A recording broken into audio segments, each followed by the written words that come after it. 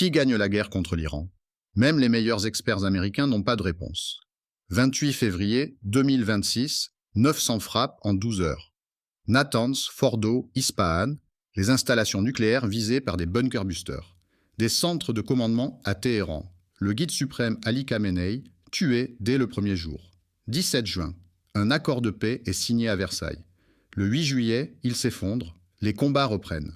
Alors, un centre de recherche américain de référence, le CSIS, pose une question simple dans un rapport officiel. Qui est en train de gagner cette guerre? Sa réponse, comme celle du Council on Foreign Relations et du Southern Center. Les frappes américaines ont infligé des dégâts réels, mais n'ont atteint ni les infrastructures souterraines, ni le contrôle du détroit d'Ormuz, ni l'objectif politique de rechercher. Une impasse stratégique. Un chercheur de Georgetown spécialiste de l'Iran, Mehran Kamrava, va plus loin. Il qualifie ce conflit de guerre gelée, un scénario ni guerre ni accord, dont le coût dépasse ce que les deux camps peuvent assumer.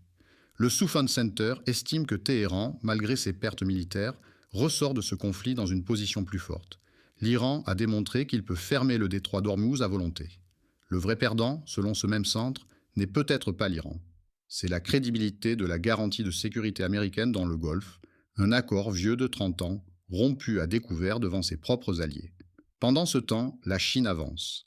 Ses drones et ses systèmes de surveillance séduisent les monarchies du Golfe pour une raison simple. Ils n'imposent aucune condition politique. Selon NewsGuard, 78 fausses affirmations sur ce conflit ont cumulé des centaines de millions de vues, des photos mal légendées jusqu'aux images entièrement générées par IA. Si personne ne peut dire qui gagne une guerre, à quoi sert-elle encore? Abonnez-vous à Empires Express.